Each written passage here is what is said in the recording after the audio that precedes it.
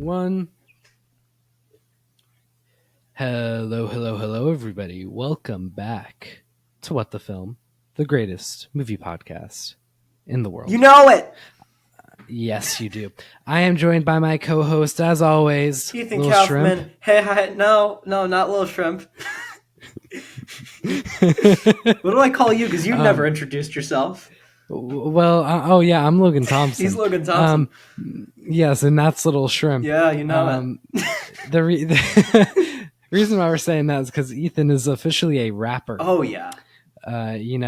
Big first bit of our Newsflash, our segment where we talk about movie news, is that Ethan is going to be making cinema history. Of course. As he has his cinematic debut as a rapper in the music video for, what is it, Ballad of the Nerds? Rap of the Nerds, I believe. It was less creative than you just led our audience to believe. Yeah, well, Ballad of the Nerds would have been beautiful. It's not too late. We could get Hank to change it. Yeah, because it's not like you ever say Rap of the Nerds. Right. Yeah, maybe I'll suggest that. I'll be like, hey, how about Ballad of the Nerds? Anyways, Rap of the Nerds. Yes. And we filmed that music video this weekend. We did do I that. saw you. I saw you in person today. Yes. How great was that? Okay. It was wonderful because you were short and I felt gargantuan. And now we're back where I feel comfortable, where we're the same height because we're just like on a screen. Yeah, because we're boxes. Speaking of box. All right, where are you taking this? Not yet. Well, speaking of box, film cameras tend to look like boxes. And you know what was shot on film, Ethan? Twisters! Yeah, that's a piece of news. This has been a terrible news week because it's a holiday week. So we're really pulling from thin air here in terms of our news.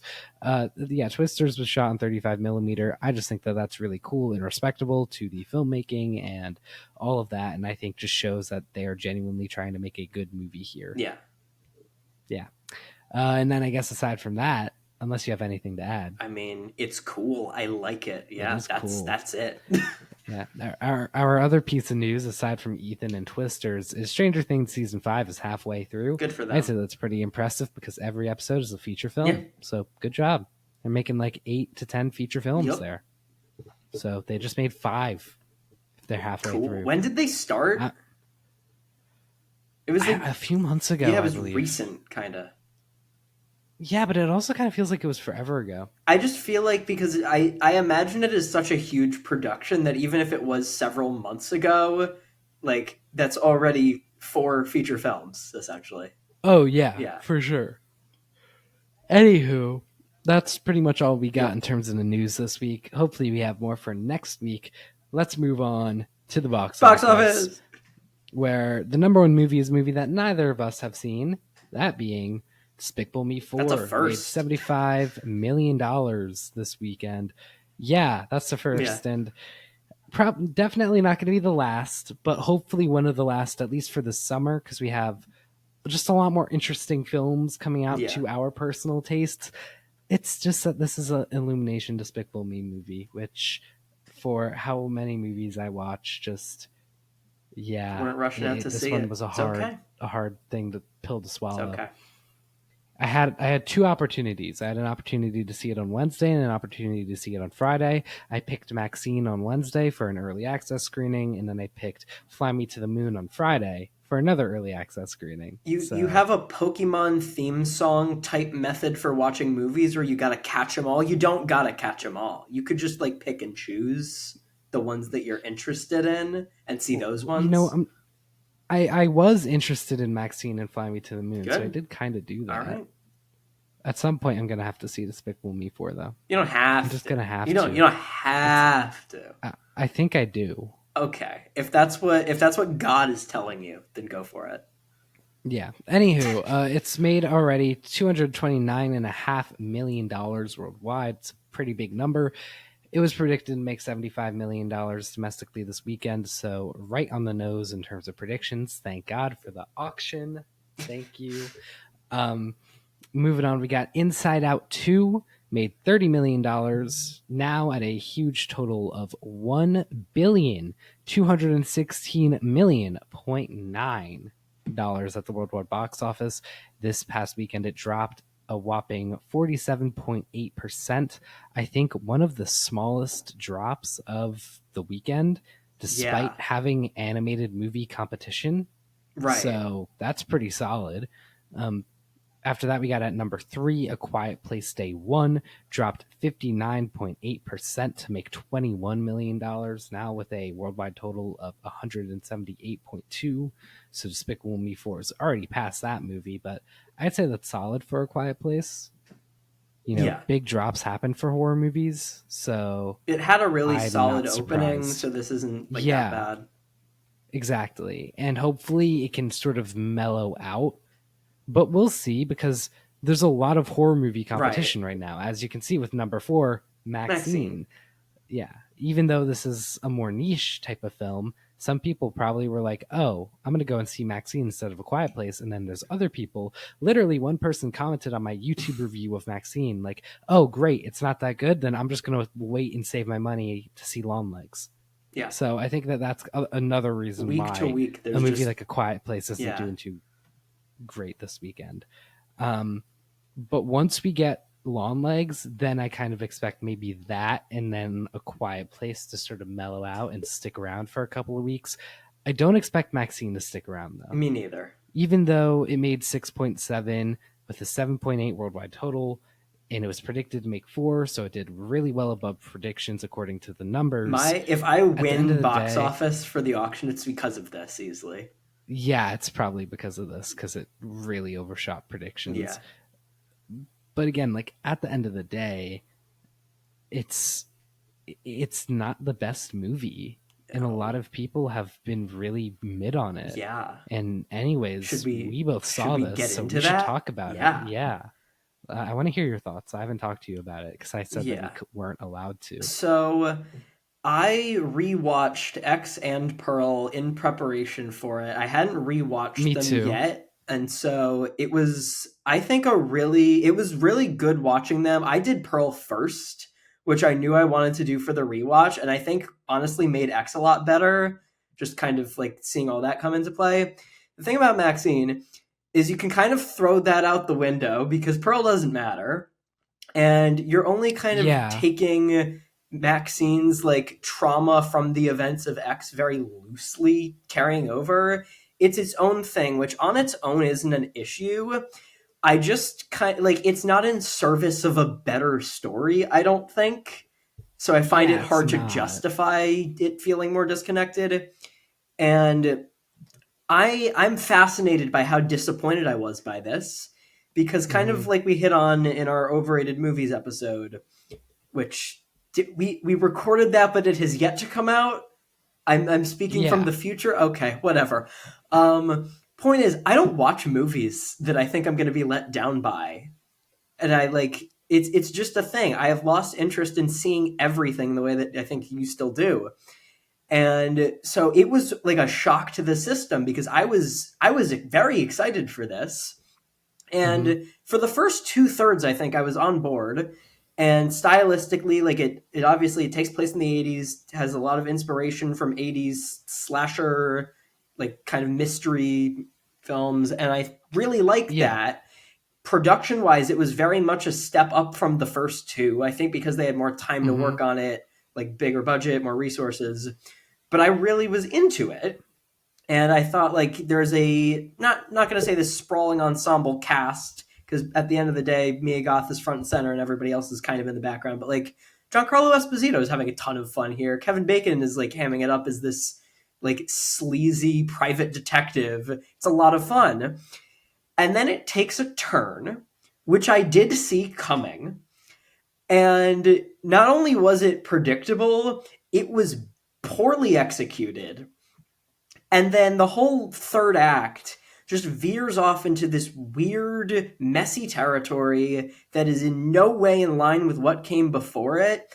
And even when that happens in a movie, I will generally be able to look past it and be like, okay, the third act is not great, but the rest of the movie was solid. I think The Watchers, which came out within the last month, I had that exact experience with, where like the last 20 minutes of that movie I really didn't like, but it didn't make anything that came before it worse. It was just like it left a bad taste in my mouth, but I could look beyond that. Yeah. The end of MaXXXine retroactively makes the whole rest of the movie worse. And after watching it, because I saw it with my dad, so we were like kind of talking about it, and going back to those first two acts, it's kind of building up momentum to something and then completely squanders it. And so not only is the momentum lost when you're watching the movie, but then you look back on it and you ask, what was it even building to? And you realize it was kind of nothing. And so the whole thing kind of ends up feeling worse in your mind by the end. And then there are like little one-offs of just like cast members that weren't utilized very well. They like pay homage to Psycho by having like Bates Motel and like the house in it and do absolutely nothing with it. And I didn't think much about it when I was watching the movie, but after I had been disappointed by the end and then realized, oh wait, I'm not a MaXXXine fan at the end of the day, I then looked back on that and was like, why did they use that? That kind of felt pointless. And so just stuff like that. Like there's some good practical effects for the gore. Like it's shot well. It's for the most part acted well. I think when people are given stuff to do, they do well with it. But I don't know. I think it was very in line with a lot of criticisms for X that I've been seeing that I didn't agree with. But like I agree with them here. That it's very much like Ty West thinking almost that he is this master of the horror genre, like twisting it in this contemporary style, when in reality, it's just kind of a cheesy ripoff of a lot of better things that is not adding that much new. And I think the commentary on horror isn't great enough to justify spending so much time in that space. Yeah, that's a pretty good way to put it. Yeah. I mean, yeah, you always like kind of say a lot of what I'm thinking. We So tend to agree. I guess I'm gonna try to go with the more optimistic angle because I did like this movie a little bit more than you did. I gave it a 3.5. I gave it a 3. Yeah, so which is really low for me. It's really low. It is. Yeah, that's like If level, and you hate If. I'm just sick of If. Anywho, my feelings are that stylistically, this is a really impressive film. At the end of the day, like if you're looking for a film to just look cool that has good vibes, go and watch MaXXXine. It'll give you good vibes. Even in the third act that isn't as great, the vibes are still there. It's fully in its genre and in its niche and in what it's going for the entire runtime.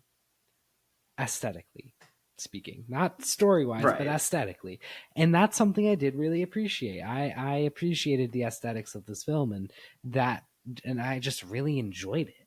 And I also really enjoyed all the supporting performances. I thought that this film, it was really neat because it is a film about an actor trying to make it in Hollywood, but it really does do a good job letting every single actor in this movie have their moment. I don't know why, but I was randomly impressed by Lily Collins, who had one scene as, or kind of two scenes, I guess, as Molly Bennett. And yeah, just like that's a very small role with very limited scenes. Yeah. But she still just stood out to me. And Ethan, also, you named off a few people. Halsey, you mentioned Sophie Thatcher. They both had like their good moments. Chloe Farnworth, but then also Giancarlo Esposito, Michelle Monaghan, Bobby Cannavale, Moses Sumney, and Elizabeth Debicki. Even though they had bigger roles, just all of those people got their like at least one scene where they really got to almost monologue, which I thought was kind of neat. I do like this film is. I do kind of like how they like distribute the cast across the movie, because like with X, you have like the good like maybe 7 or 8 people, and you have them all essentially at the start, and then because it's like very 70s slasher inspired, getting killed off one by one. Here, you're kind of with someone until their time is done, then you move on to the next supporting character. Yeah. And it's more of like this revolving door of supporting castmates, and I do like that. I liked it too. And there was just sort of this one like key phrase that you began to pick up on, and that phrase meant a certain thing would happen. And it was just kind of interesting because even you heard it then from one character late in the film, and you're like, oh my God, it's going to mean it for this person too. This person seems like they're going to be safe, but then it did mean it for that person. And I think you know what I'm saying. Yeah. I'm going to guess. Yeah. So it was just kind of surprising. And I enjoyed that those moments in particular. I also just big shout out to Kevin Bacon. Yeah. That's a performance I'm still thinking about. He's so good. He's so in fun. This movie. Best performance in this movie, I think, in my opinion. And I've never seen Kevin Bacon cook in a movie. I mean, I saw him cook for one scene and Leave the World Behind, but like here, he's probably the second most major character. Yeah. Him or Elizabeth Debicki. He was just in it a lot more than I thought he was going to be. Yeah, that was what I was thinking. The trailer too. makes it look like it's that one scene of like him and MaXXXine at the hotel, and that's it. He's in much more than that. I like that. He's in a really big chunk, and it was awesome. Yeah. And he eats his role. I guess I'll just say that like I don't want to have talked anyone out of seeing this, because other than the last 30 minutes, I did really enjoy it, and I've seen a lot of people like, even beyond just the production value, say that it's their favorite of the trilogy. And I do think it's divisive in a way that like you have just as good a chance of liking it as you do not liking it. So like there's no reason to not see it. Yeah, there is no reason to not see it. However, if you are more of a fan of just kind of conventional horror, you want to go and watch a movie to scare you, I would say maybe avoid this movie. Yeah. I wouldn't necessarily say that this is a scary movie. Right. This is a very aesthetically fun film with some really fun acting. But if you want to get scared, don't worry, because you got a movie coming out next week that's supposed to be terrifying. So, yeah, I just want to say that I don't want to be the kind of guy that's like, oh, don't see a movie because I want movies to do well. But I also get that you don't have unlimited money as an audience unless you already subscribe to like an AMC A-list or something. It's worth it. And in that case, then you have unlimited like show times. So if you're not subscribed to something like that, then maybe wait. Yeah. And save yourself $15 to spend it on a movie like Long Legs instead. This is assuming that we're gonna love Long Legs, by the way. I am assuming. Yeah. Yeah, I'm very much like I thought I would love MaXXXine. That's the thing, is I assumed. Yeah, based on X and Pearl, I thought I would love MaXXXine. I was wrong because they completely changed the genre and all that, and just changed a lot of things. Yeah, it didn't stick true to the rest of the trilogy. Well, I think a big reason for that is because like they they were like doing pre-production for Pearl during X. They filmed it like on the same location with I think only a month between. And so it wasn't back-to-back production, but it was kind of as close to that as you can get without actually doing it. And this being more spaced out, I think, does set it apart out of the three. Yeah. So, yeah. That's probably a bit of a reason why, sadly, that being. But, yeah. So, I guess that's kind of all we got. I hope we're not wrong about loving Long Legs. Yeah. You see that trailer. If you love Silence of the Lambs, I don't know how you would. Whatever the hell Nick Cage is doing, I'm so hyped. Yeah, and just neon horror is something I've grown to trust, maybe even more than than A24 horror. I wouldn't go that far, but I think it's just because of the volume. Yeah, yeah, because A24 makes a lot more, right? And I think something I appreciate is that Neon, they make less. And I think less can sometimes be more. Yeah. Yeah. Anyways, we've been on MaXXXine for a while. It's okay. So we have nothing else to talk about today. Yeah, we really don't. Bad Boys. Bad Boys. Made $6.6 million, dropped 36.7% with a worldwide total of $360.2 million. Horizon, an American saga, held pretty well with only a 50.4% drop. You're happy. The old people did show up. Kevin Costner was kind of right. I am kind of happy. Ethan, does this small drop make you a little more interested in seeing this film because people are actually going to see it? No. Too bad. All right, we'll go check in next week. Okay. So yeah, now with a total worldwide of 22.7. All right, Sound of Hope. Sound of Hope made $3.2 million. Yeah, I wonder what Sound of Hope kind of sounds like. Sound of Freedom. Ah. Yeah. Well, Sound of Freedom was a huge hit. Sound of Hope was a bit of a dud for Angel Studios when it was predicted to make $5.9 million. And now it has a $6.8 million total. It had a pretty big opening on the 4th of July, I believe, and just did not hold that opening. Okay. Now there's Kalki 2989 AD. You got there. Made 1.8 million with a 9.8 million worldwide total. I don't know how true that is though, because this is a hugely high budgeted Indian film. Okay. Like the biggest budget for an Indian film ever. Ever? So maybe, yeah, that's what I read. So where is it out then? Because like, what do you mean? Where is it out? Because I feel like it wasn't gonna make a lot of money. Yeah, like international is only 25% of that. Yeah, but like for India, you know. So is it like not? Is it not out in India yet? Maybe I'm gonna have to look into this. I feel like it's weird if it's here first. I mean, sometimes that happens though. Okay. You never know. So I'll have to look into that because right now it's only at a 9.8 million worldwide total according to Box Office Mojo. So I'm gonna have to fact check things, but it dropped 66.5% here in the U.S. At 9, you got The Bike Riders, still making $1 million with 1.3 million, dropped 60.7%. Now at a $29.5 million total. 10 is Kinds of Kindness, made 860,000 with a 6.6 worldwide total, dropped only 45.5%, so solid drop for Kinds of Kindness. I think that's the best drop. Yeah. Keyword on drop. Actually, never mind. Bad Boys had a better drop. So second best drop, but keyword on drop. Because at number 11, don't do this, but this is a crazy story.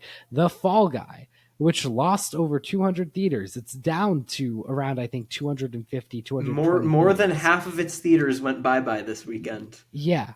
Made $820,000 at the box office. So just for some context, it had a per theater average of $3.5 million. That's bigger than Sound of Hope. That's bigger than MaXXXine. It was at 380,000 last weekend, is at nearly $1 million this week. Explain this. Yeah, this makes no sense. So yeah, it went up 115.5%. Yeah. How? It's Why? Just an anomaly. And I love it. I don't understand this. My theory was drive-in movie theaters. I don't think that's it though.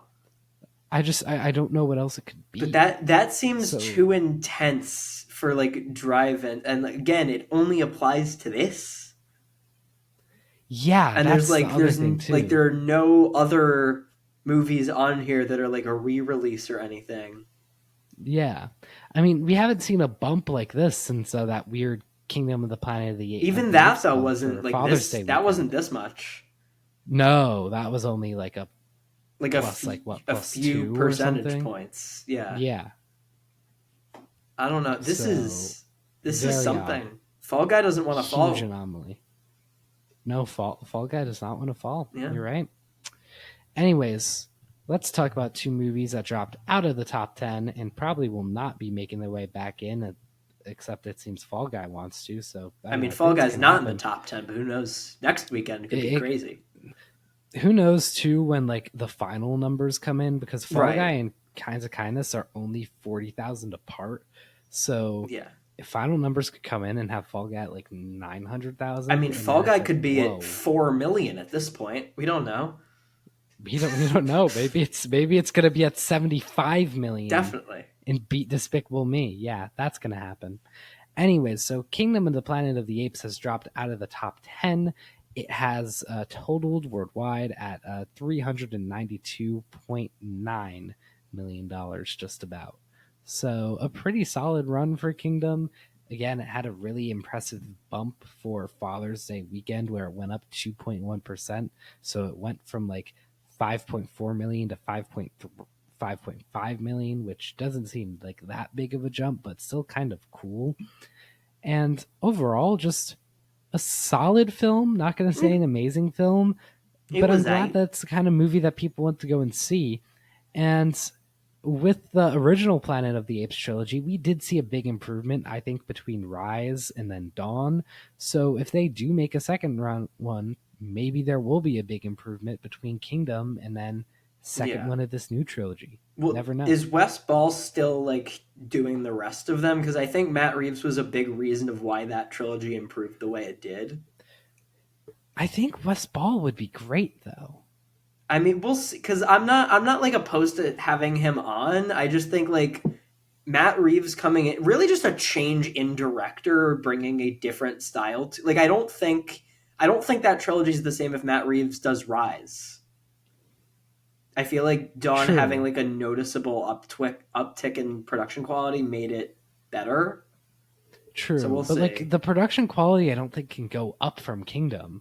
Kingdom is like an Avatar Way of Water feeling movie in terms of. I don't think it's an Avatar Way of Water feeling movie. I think it's an Avatar Way of Water looking movie, and I think there's a difference. True.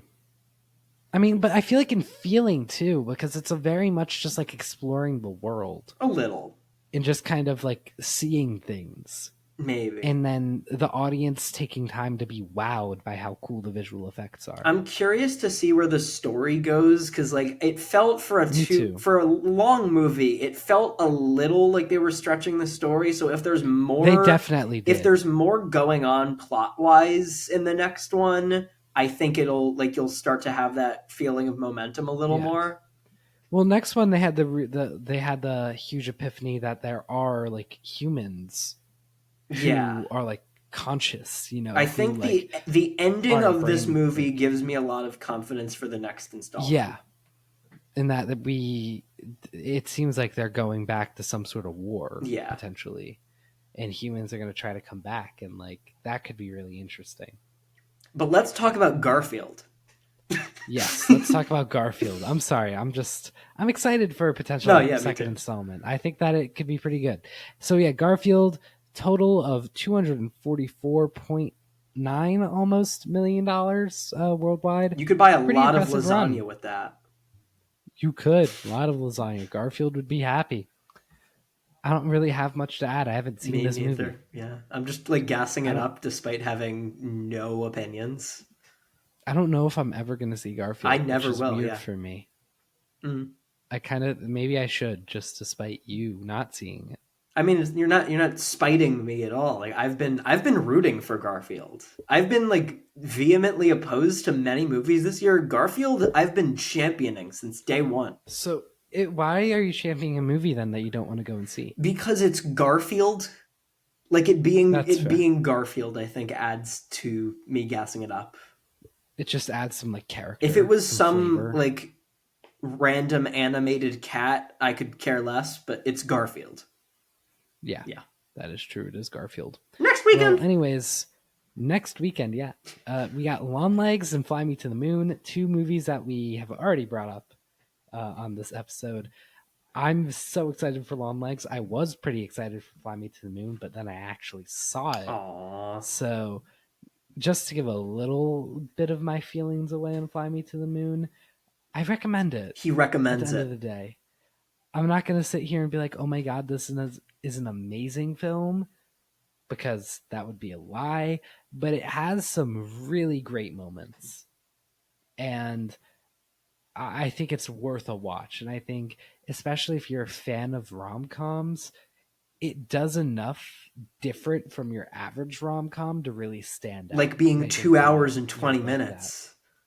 Well, yeah, there's that standout, but also just like the filmmaking. Okay. They do a lot of interesting filmmaking bits in terms of like montages and just cinematography that I found to be interesting. It's a really neat film to look at, in my opinion. I liked just looking at it and looking at the big NASA building and rocket ships.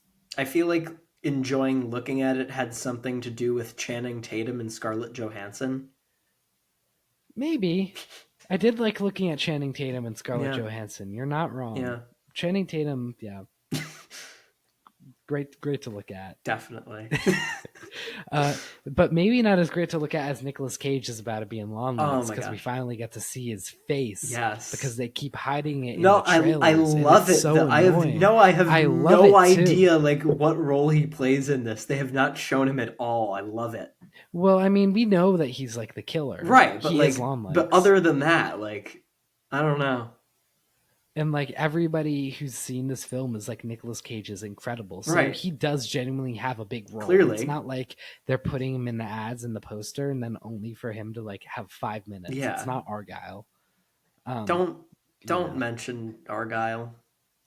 Well, you were mentioning Argyle before we right, but that was like a one-off. Your grandpa's gonna watch Argyle. Yeah, Grandpa. We should have included that. Text me as soon as you watch Argyle. I need to know your thoughts ASAP. Yeah, even though you also have not seen Argyle. Not going to. Don't want to. You can't make me. Maybe. What if you watched it with your grandpa? No. You guys watched it together? No. See, if it was a space movie, then maybe I'd watch it for our space movie episode where we talk about every space movie we've ever seen. But it's not. It doesn't qualify. So. Yeah. Yeah. And speaking of that, it's gonna be great. Yeah. Yeah. I'm so excited. Got too many movies. Yes, way too many space movies. Each one will get like 8 seconds. F9. F9. So excited to talk about F9 as one of the most essential space movies ever. Yes. Clearly. And anyways, just want to quickly mention what we got coming up on Friday. We're going to actually, ideally, I haven't started editing these episodes yet, have 2 different episodes. Yes. Those being best horror performances and then overrated movies of the 2020s, both releasing simultaneously on Friday for your enjoyment. So you could watch both, you could pick and choose whatever you want to do, or just watch none of them if you're not interested. Please don't do that. There's no commitment. Like your viewership. I mean, we love it, but we don't need it. Like, if you've got better things going on, like, go do those things, you know? Yeah, but what better things going on would anybody have than listening to an episode of What the Film? Having a life, maybe? I don't know. I don't believe in that. You don't believe in having a life? No. Do you believe in having 2 lives? Mm-mm. I just believe in having a What the Film. In your life. That was not grammatically correct. Okay, now that you added the second part of the sentence, now it is. Yeah. I feel like we're just stretching this out because we're only at 34 minutes. Yeah, we are, and I'm exhausted. I'd love to go to bed right now. So I think we should get going. Bye-bye. Thank you, everybody, for tuning in. Yeah, goodbye.